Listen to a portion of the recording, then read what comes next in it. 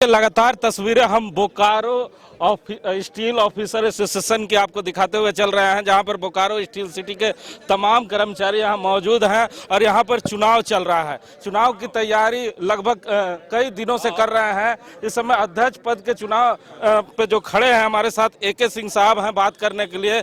सिंह साहब से हम लोग जानते हैं, सिंह साहब लंबे समय से आप चुनाव लड़ रहे हैं और जीत भी रहे हैं। इस बार अपनी जीत को लेकर कितना सुनिए? जीत तो मेरा होना चाहिए, क्योंकि हमने जीत का जो दावा पेश किया वो पिछले परफॉर्मेंस के ऊपर पेश किया है। पिछले जो टर्म में हमने जो भी मुद्दे लेके आए थे उन सभी मुद्दों पर बड़ा गंभीरता रूपक कार्रवाई किया गया और उसका जो परिणाम है वो दिख रहा है। आज पे रिवीजन हो गया, लीव इनकैशमेंट हो गया, हाउस पर्सटेक्स में जो हमको बचत चाहिए थे वो बचत हो गया। उसके बाद फर्निशिंग अलाउंस से जो जूनियर मैनेजर तक के लोगों को हम लोगों ने दिलाया वो किया। हमारे जो CISF के गेट पास में एंट्री का मामला रहता था उसको हमने कराया। मतलब कोई आज के डेट में ऐसा मुद्दा नहीं है जिसका समाधान नहीं हुआ। और वो जो मेरा पिछले का जो परफॉर्मेंस है उस परफॉर्मेंस को देख करके आज हमें लोग वोट दे रहे हैं और हमें उम्मीद है कि भारी मतों से मुझे विजयी बनाएंगे। अच्छा सिंह साहब, यहाँ पर हम लोग जब आए तो कुछ युवा लोग कह रहे थे कि इस बार परिवर्तन भी चाहिए। तो सिंह साहब लंबे समय से एक ही कुर्सी पे बैठे हुए, आपको नहीं लगता कि इस बार परिवर्तन के लिए युवाओं को आगे आने देना चाहिए? देखिए, परिवर्तन का उद्देश्य क्या होना चाहिए ये पहले जानना है। आपको ये बता देना चाहते हैं कि लोगों को भ्रमित किया जा रहा है। भ्रमित क्यों किया जा रहा है? परिवर्तन is for betterment, not for change is not for change. परिवर्तन must be for the betterment. और आपको बताते हैं आज 54 साल हो गया, आज सेफी में कोई भी प्रतिनिधित्व बोकारो का नहीं मिला। उसका मात्र एक कारण है कि यहाँ पर उसका पैर इतना तरीके से कुचला जाता है कि वो सेफी तक जाते जाते उसका टांग टूट जाता है और सेफी में नहीं आता।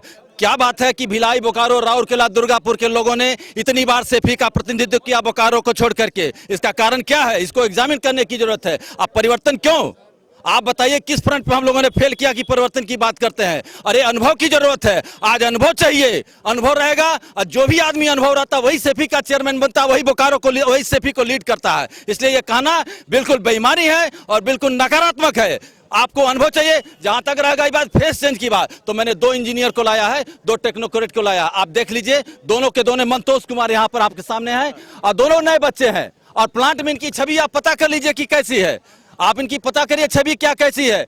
प्लस VS नारायण, ये दोनों लोग हैं। आप पूछिए इनसे कि क्या है, तो दोनों लोगों को मैंने ग्रूमिंग कर रहा है। हो सकता है कि आगे हम चल करके जब भी इस एसोसिएशन की सेवा से जब भी मुक्त होंगे तो हम इन लोगों को प्रमोट करके आगे बढ़ाएंगे। लेकिन आज जो है सेफी में जो भी चेयरमैन बनता है वो बिना अनुभव का, बिना एक सर्टेन एज पहुंचने के बाद नहीं बन पाता है। धन्यवाद। सुना आपने AK सिंह साहब को, इनके कॉन्फिडेंस को देखकर आपको लग ही रहा होगा कि ये चुनाव जीत रहे हैं। लेकिन मैं बताऊं, चुनाव जीत और हार का परिणाम थोड़ी देर के बाद पता चलेगा। हमारे साथ रवि जी भी हैं जिन्होंने AK सिंह साहब को टक्कर देने के लिए इस बार ठान लिया है और उनके साथ खड़े हैं। क्यों आपको ऐसा लगता है कि लंबे समय से AK सिंह साहब एक ही कुर्सी पर जमे हुए हैं, उस कुर्सी को इस बार आप उतार पाएंगे उनको कुर्सी से?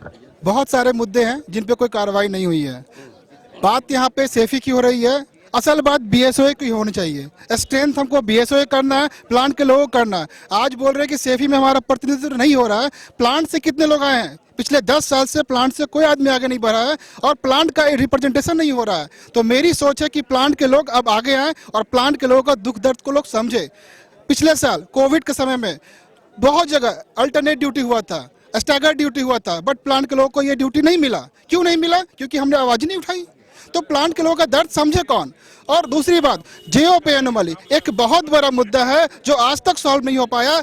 इसके बावजूद भी, जबकि हमारे प्रेसिडेंट साहब जिन्होंने कहा है वो उससे पहले वो वहाँ पे जनरल सेक्रेटरी रह चुके हैं, डिप्टी जनरल सेक्रेटरी भी रह चुके हैं, उसके बाद भी ये समाधान नहीं हो रहा। तो फिर मतलब क्या है सेफी में जाने का?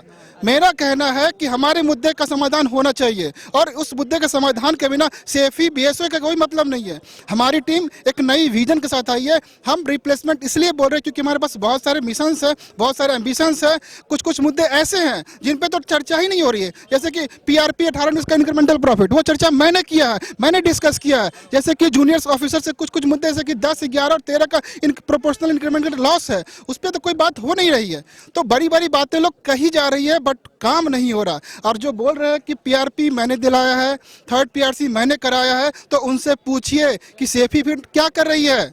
ये सब चीजें कंडीशनल है, गवर्नमेंट के गाइडलाइन से बनी हुई है। अगर कंपनी प्रॉफिट में होगी, गवर्नमेंट का गाइडलाइन होगा तो हमें मिलेगा। कोई अगर ये बोलता है कि पीआरपी उन्होंने दिलाया है तो पूछिए कि 18-19 का इंक्रीमेंटल प्रॉफिट का पीआरपी क्यों नहीं मिला है।